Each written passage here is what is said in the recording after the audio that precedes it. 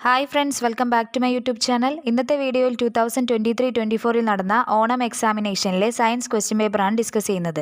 നിങ്ങൾ ഈ ചാനൽ ആദ്യമായി കാണുകയാണെങ്കിൽ ചാനലൊന്ന് സബ്സ്ക്രൈബ് ചെയ്ത് സപ്പോർട്ട് ചെയ്യണേ. അപ്പോൾ നമുക്ക് വീഡിയോയിലേക്ക് കിടക്കാം.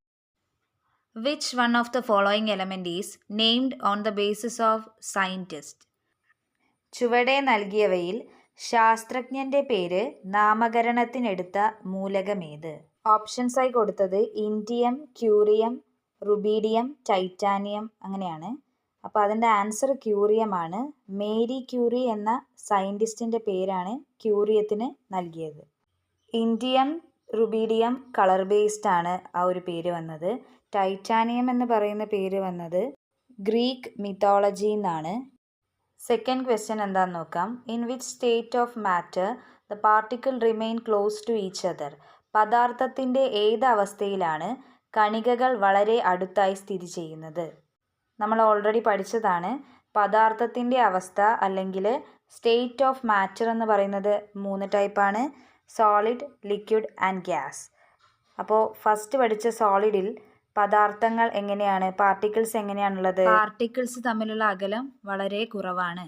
ഓക്കെ, അപ്പോൾ അവ തമ്മിലുള്ള ഡിസ്റ്റൻസ് വളരെ കുറവാണ്. ലിക്വിഡ് എടുക്കുമ്പോൾ എങ്ങനെയാണ്? സോളിഡുമായിട്ട് കമ്പയർ ചെയ്യുന്ന സമയത്ത് അതിൻ്റെ പാർട്ടിക്കിൾസ് തമ്മിലുള്ള ഗ്യാപ്പ് കുറച്ച് കൂടുതലാണ്. ഗ്യാസ് എടുക്കുന്ന സമയത്ത് അതിനേക്കാളും അകലം കൂടുകയാണ് ചെയ്യുന്നത്. അപ്പോൾ ആൻസർ എന്താണ് വരിക? സോളിഡ്സ് ആണ് ആൻസർ ആയിട്ട് വരിക. ഖരാവസ്ഥയിലാണ് പദാർത്ഥങ്ങൾ കുറച്ച് അടുത്തായിട്ട് കാണപ്പെടുന്നത്. Third question. Who discovered that water can split into hydrogen and oxygen by passing electricity? ജലത്തിലൂടെ വൈദ്യുതി കടത്തിവിട്ട് ഹൈഡ്രജനും ഓക്സിജനുമായി വിഭജിക്കുമെന്ന് കണ്ടെത്തിയ ശാസ്ത്രജ്ഞനാര്? ഇതിൻ്റെ ആൻസർ വരുന്നത് ഹംഫ്രി ഡേവിയാണ്. ഫോർത്ത് ക്വസ്റ്റ്യൻ എന്താണെന്ന് നോക്കാം. Find the relation and fill up suitably. ഇവിടെ സോളിഡ് ലിക്വിഡ് ആവുന്ന പ്രോസസ്സ്, ഖരം ദ്രാവകമാവുന്ന പ്രോസസ്സിന് പറയുന്ന പേര് തന്നിട്ടുണ്ട്. ലിക്വിഫാക്ഷൻ അഥവാ ദ്രവീകരണമാണ്. അപ്പം നമുക്ക് കണ്ടുപിടിക്കേണ്ടത് ഗ്യാസ് ലിക്വിഡ് ആവുന്ന പ്രോസസ്സ്, വാതകം ദ്രാവകമാവുന്ന പ്രോസസ്സ് എന്താണെന്നാണ്. അതിൻ്റെ ആൻസർ കണ്ടൻസേഷൻ അഥവാ സാന്ദ്രീകരണമാണ്. Water changes to steam on boiling. What changes happen to the following properties of particle? ജലം തിളച്ച് നീരാവിയായി മാറുന്നു.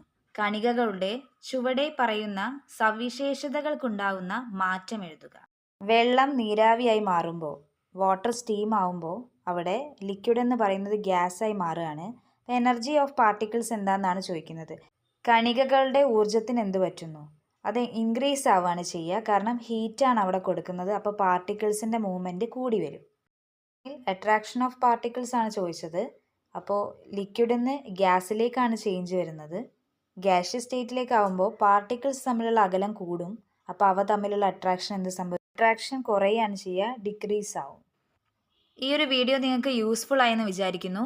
വീഡിയോ ഇഷ്ടപ്പെട്ടിട്ടുണ്ടെങ്കിൽ ലൈക്ക് ചെയ്യുക, ചാനലൊന്ന് സബ്സ്ക്രൈബ് ചെയ്യുക, നിങ്ങളുടെ ഫ്രണ്ട്സിനൊക്കെ ഒന്ന് ഷെയർ ചെയ്യുക. ഇനി നമുക്ക് നെക്സ്റ്റ് വീഡിയോയിൽ കാണാം. Thank you.